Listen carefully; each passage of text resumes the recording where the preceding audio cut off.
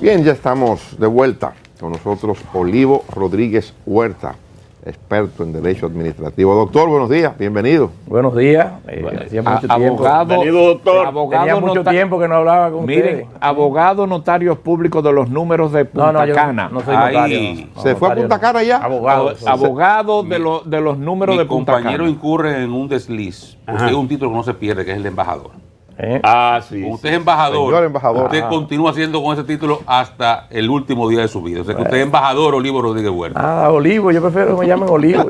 Sencillamente Olivo. Mire, señor embajador, ayúdenos a entender. Esta mañana decíamos que usted venía para acá y con su experiencia y con su inteligencia, a lo mejor tiene un enfoque distinto al que ya se comienza a hacer sobre la intervención del Ministerio Público en la Cámara de Cuentas, el allanamiento que se produjo allí en atención a una disposición de una magistrada de la Suprema Corte de Justicia. Del punto de vista legal, ¿pudiera entenderse que es correcto, que es legal la operación o qué pudiera eso estar proyectando a futuro? Bueno, yo creo que aquí hay dos cosas.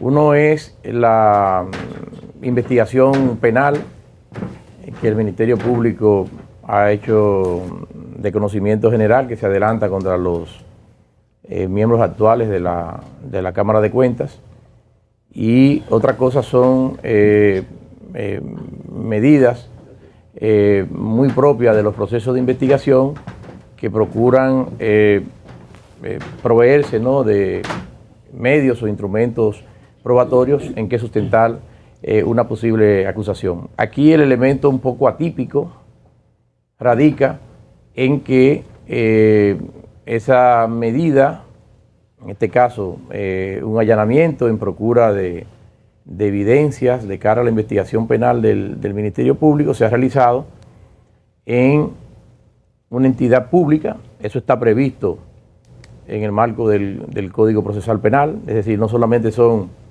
los locales privados, sino que los locales públicos, es decir, de las instituciones públicas, podrían ser susceptibles de una orden de allanamiento si con ello se contribuye a esclarecer la investigación penal de que se trate. Por supuesto que aquí el elemento adicional que ha generado todo este tipo de controversia es el fuero, si se quiere, o la determinada deferencia que podría haber cuando de lo que se trata es de un órgano constitucional extrapoder, que ha sido definido por la jurisprudencia del Tribunal Constitucional, por precedentes vinculantes del Tribunal Constitucional, respecto del alcance, ¿no?, de la autonomía, tanto en el campo funcional como administrativo, como presupuestario, que la Carta Fundamental del Estado le atribuye, en adición a los clásicos poderes del Estado, a otros órganos que tienen esa relevancia constitucional. En el caso de la Cámara de Cuentas, es un ente constitucional que se remonta prácticamente a los inicios mismos de la República. Creo que la primera vez fue en la Constitución de 1854 que se previó la existencia de la Cámara de Cuentas, y obviamente esto no deja de generar determinada preocupación, sobre todo por el momento en que se está realizando. Es decir, todo el mundo sabe que ya la actual Cámara de Cuentas, el periodo constitucional para el que fue designado, ya concluyó su labor, ya concluyó su periodo, se encuentra en el desempeño de las mismas exclusivamente por un mandato de la Constitución de que los miembros de la Cámara permanecen en sus funciones hasta que sean sustituidos. Entonces, es un asunto, si se quiere, de prudencia, porque una medida de esta naturaleza, como la que ha llevado a cabo, es una especie de cirugía mayor, ¿no? Doctor, yo he dicho que pendiente de ver los presupuestos que presentó el Ministerio Público a la jueza para que ella autorizara semejante medida, que es drástica, me he tratado de mantener dentro del marco del precedente. Y usted ha dicho, y es la posición que vi también de Finjus, en el sentido de que la ley y el Código Procesal Penal prevé que la actuación del Ministerio Público puede también ser en el sector público. Ahora, a partir de esos precedentes que usted plantea, que el TCA ha señalado sobre la autonomía de los poderes, los organismos autónomos constitucionales, la Cámara de Cuentas es uno de ellos, le pregunto, este precedente tal cual lo hemos visto. Significa que un ministerio público puede actuar de forma similar en la Suprema Corte de Justicia, en el Congreso, en el Tribunal Superior Electoral, en el Tribunal Constitucional, en la Junta Central Electoral, en el Banco Central, en cualquier lugar, independientemente de que son órganos autónomos, y el Ministerio Público todavía hoy día es un ente adscrito al Poder Ejecutivo. Bueno, en el caso, en relación a la última parte, hoy día y dentro de la propia jurisprudencia del Tribunal Constitucional sobre los órganos extrapoderes, se incluye al Ministerio Público. Recuerda que a partir de la Constitución del 2010 se operó un cambio importante, se le da una jerarquía constitucional al Ministerio Público. El vínculo esencial es que la cabeza del Ministerio Público y una parte de sus adjuntos es designado por el Poder Ejecutivo. De ahí que se haga la mención de si dentro del concepto constitucional clásico de división de poderes, la función del Ministerio Público, que toca con el aspecto de la ejecución de las leyes, siempre se ha considerado como algo propio, ¿no?, de esa esfera, aunque la tendencia ha sido a ir dotando de mayores niveles de autonomía y la consagración del Ministerio Público como un órgano constitucional extrapoder. Ese es el resultado de la Constitución del 2010 y hoy día es pacífico, que ha sido reconocido por estos precedentes vinculantes. Ahora bien, discúlpeme, el tema es... Un punto, en el organigrama del Estado, el Ministerio Público es un ente autónomo extrapoder. Sí, bueno, o es parte del Poder Ejecutivo. Tiene vínculo con el Poder Ejecutivo parcialmente hoy día. Antes todo el universo del Ministerio Público era designado por el Poder Ejecutivo. Hoy día, a partir de la Constitución del año 2010, solamente una parte muy limitada, es decir, el Procurador General de la República y la mitad de sus procuradores adjuntos son los que designa el Poder Ejecutivo. El resto está sometido al régimen doctor, pero todavía de la carrera del Ministerio Público. El Procurador General de la República está en el gabinete del gobierno. Es la cabeza del Ministerio Público. Está en el gabinete del Presidente de la República. Es parte del Ejecutivo. Entonces, pero ha tenido el reconocimiento, te decía, por parte de los precedentes vinculantes del Tribunal Constitucional en cuanto a la autonomía de órganos constitucionales extrapoderes. El Ministerio Público se ha señalado ahí. Ahora bien, de lo que se trata no es si el Ministerio Público tiene o no esa categoría de órgano constitucional, que la jurisprudencia ya así lo ha dicho. El tema aquí radica en otro aspecto que ha sido objeto de la discusión, de si los miembros de la Cámara de Cuentas, en el ejercicio de sus funciones y por hechos relativos al ejercicio, pueden o no ser sometidos a un proceso penal sin que previamente se haya llevado a cabo el juicio político que prevé la Constitución. Esa parte, perdón, una taza de café. Ese es otro punto. Una taza de café, sí. Santo Domingo, antes de... Justamente, más se ha desarrollado toda la discusión. Justamente eso, hay quienes, de hecho había trascendido la información de que a los miembros de la Cámara de Cuentas se le iba a someter a un juicio político, que era lo que iba a ocurrir antes de que se produjera esto de antes de ayer, el desenlace que ha tenido esto. Le pregunto yo, en su opinión, ¿qué sería lo idóneo? Mire, se ha suscitado toda una discusión de los juristas nuestros. Ayer vi bastantes pronunciamientos en un sentido u otro. Entre ellos uno del profesor Cristóbal Rodríguez, que es uno de los constitucionalistas dominicanos más destacados, en el sentido de que, señala Cristóbal, de que carecería de sentido que la Constitución, al hablar de las atribuciones de la Suprema Corte de Justicia, le otorgue la competencia para conocer de las causas penales seguidas a altos funcionarios de la nación, desde el presidente de la República hasta los titulares de distintos órganos y entes constitucionales, que no tendría sentido esa atribución, porque si el juicio político necesariamente hay que agotarlo previamente, la consecuencia del juicio político, si es hallado culpable, es la destitución del funcionario. Entonces ya dejaría de ser y entonces no tendría competencia la Suprema Corte de Justicia.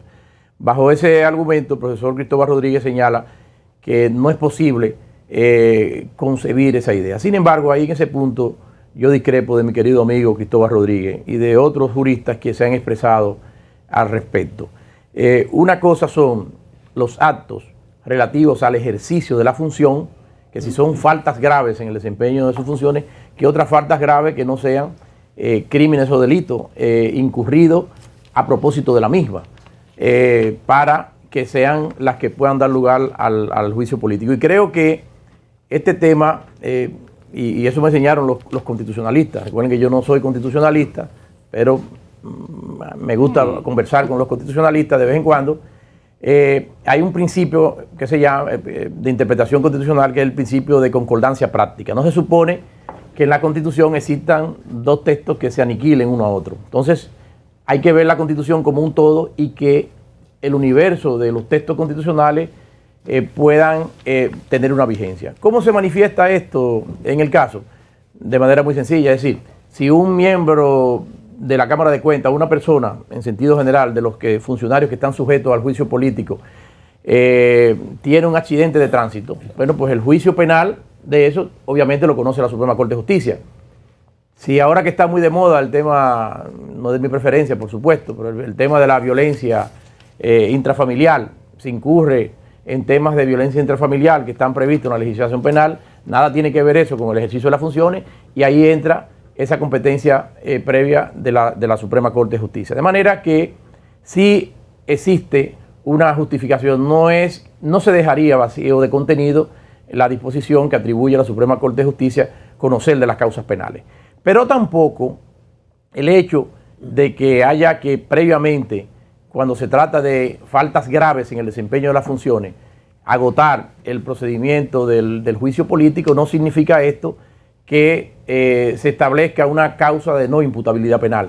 En cualquier caso, las personas que son pasibles de juicio político siempre son imputables penalmente. De lo que se trata es, de lo que trata es, perdón, don Freddy, de que previamente debe seguirse ese procedimiento. Por ejemplo, en el caso, ha sido muy marcado por lo que por lo menos se exteriorizó a nivel del Ministerio Público, la imputación fundamental obstrucción de justicia, que es que los miembros de la Cámara han estado haciendo una obstrucción de la justicia, que eso está recogido, previsto como un texto penal en el marco del Estatuto Orgánico del Ministerio Público, y en consecuencia eso lo que da lugar es obviamente que hay una falta muy grave en el desempeño o en el ejercicio de la función. Doctor, maquillar una auditoría es una falta grave. Bueno, cualquier práctica incorrecta o cualquier práctica que constituya un ilícito penal atinente al ámbito de la función, pues por supuesto que constituye una falta grave en el desempeño de las funciones. Habría que ver primero qué es maquillar. ¿Qué es maquillar? ¿A qué se contrae el término?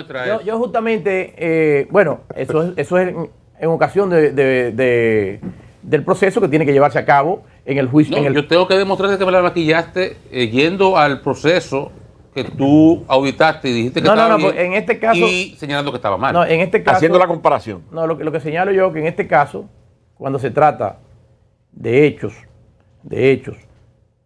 que son relativos al ejercicio de la función, se impone que se agote previamente el procedimiento del juicio político. Miren, justamente hace más de un siglo, yo cuando me llamaron ayer en la tarde para el programa, imaginé que iban a tratar de este tema, y don Rafael Justino Castillo, quizás el jurista y el dominicano que más se dedicó a los temas constitucionales. Recientemente el Tribunal Constitucional ha publicado en 2 tomos una obra que recoge todos los escritos de don Rafael Justino Castillo. Fue presidente de la Corte Suprema de Justicia, creo que fue el primer gran constitucionalista dominicano.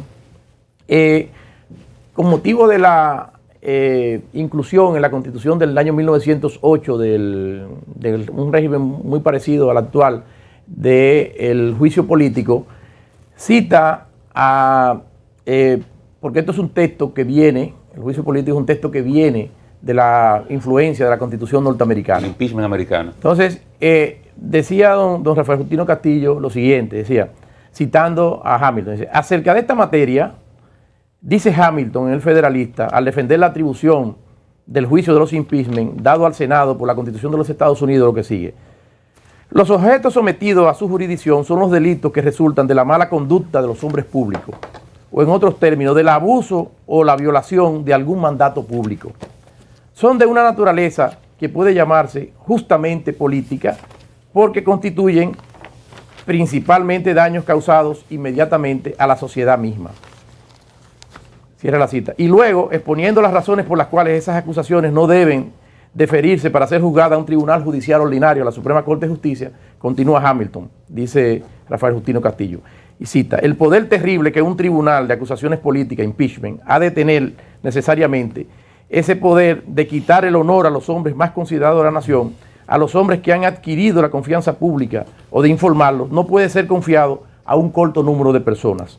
La pena, cierra la cita y vuelve don Rafael Justino Castillo, la pena que puede ser la consecuencia de la condenación pronunciada en el impeachment no impedirá el castigo del culpable.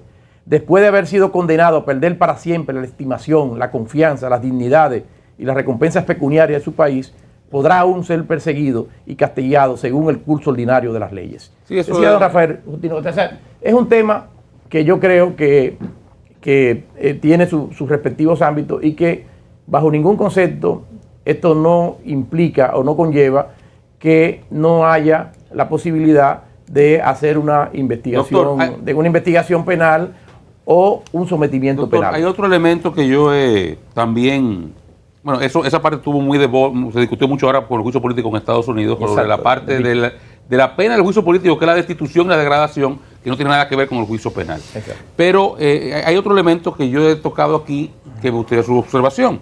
¿Cuál es la validez de esas auditorías incautadas en el allanamiento por el Ministerio Público, a raíz de que Cámara de Cuentas es supuestamente, o en teoría, en el orden del Estado, un ente auditor externo de control? Por tanto, se le considera imparcial. Ya el momento en que el Ministerio Público asume las pruebas, asume las auditorías y la presenta como prueba, ya independientemente del informe de Cámara de Cuentas, hasta qué punto ya eso está contaminado del prejuicio del ente acusador, dominando lo que debe ser en teoría, una prueba externa objetiva. Perdón, agrego, si en el desarrollo del caso, en investigación aún, el Ministerio Público precisara de una certificación o de una aportación que pueda hacer Cámara de Cuentas para sustentar la acusación de algo, ¿cuál Cámara de Cuentas lo hace? O sea, ¿dónde está? ¿Cómo opera? Sí, bueno, mira, este es un punto último, antes de responder específicamente la inquietud de Oscar. Este es un punto importante. Uno de los temas de la garantía constitucional, ¿no? De estos órganos extrapoderes es que pueda, con carácter permanente, desarrollar su función. Es decir, la interrupción de una función que es de carácter permanente en el Estado no deja de tener su gravedad. Se podrá decir, bueno, esto fue un instante en que se hizo una diligencia, pero es que esa inviolabilidad de la autonomía, del órgano, nos estamos refiriendo, el órgano institución, hay que separarlo del órgano persona, ¿no? Esta fue tan solo el momento en el cual se llevó a cabo la práctica de la diligencia judicial, y a partir de ahí, bueno, pues los miembros de la Cámara de Cuentas han quedado en el control. Pero ha sido evidente que muchos documentos fueron llevados. El mismo Ministerio Público, mi buen amigo Wilson Camacho, señaló en una rueda de prensa a la salida de la Cámara de Cuentas que habían llevado miles de documentos. 2 camiones. Miles de documentos. Entonces, habría que ver este asunto. Obviamente, uno de los requisitos atinentes a la validez de la prueba en los procesos penales es la regularidad de su obtención. En este caso se podrá arguir que obviamente el Ministerio Público no ha ido allí por su sola voluntad. La sola voluntad del Ministerio Público no hubiese bastado para poder llegar hasta el local donde se aloja el órgano de control externo del Estado. Ello fue posible porque una juez, en este caso por el tema de la jurisdicción privilegiada, una juez de la Suprema Corte de Justicia, ha accedido, que es quien tiene el control de las garantías en el proceso en este tipo de procesos, ha accedido a que el Ministerio Público pudiese realizar esa tarea. Lo que va a salir de allí ya es un tema que será objeto de discusión. No, yo pregunto, al fin y al cabo, yo sé, doctor, disculpe, que lo que se sacó de ahí para perseguir penalmente a los miembros de la Cámara de Cuentas o a integrantes de ese ente estatal, sí es válido.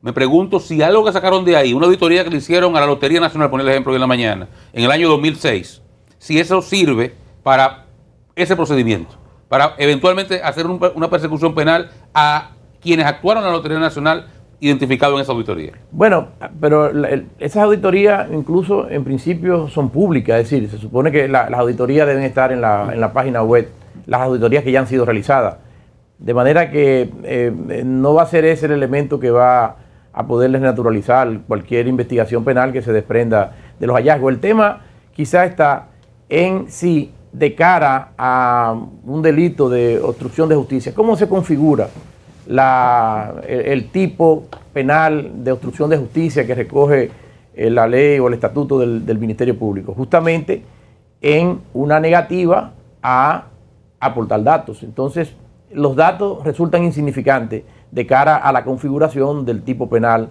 de la obstrucción. Entonces ahí lo que se podría ver es hasta qué punto a esos fines era necesario la práctica del allanamiento. Es decir, porque el hecho es que al margen de la consideración del contenido, lo que se sanciona, lo que se ha erigido como una conducta prohibida para los funcionarios públicos es negar su colaboración a las investigaciones que el órgano constitucional previsto para realizar investigaciones penales les haya hecho. Entonces, pienso que de una forma u otra, eso podría considerarse que no era necesario de cara, indico, específicamente a ese tipo está bien, doctor, pero al final de la jornada, usted lo ha explicado muy bien, el Estado de Derecho en República Dominicana ahí se ve afectado.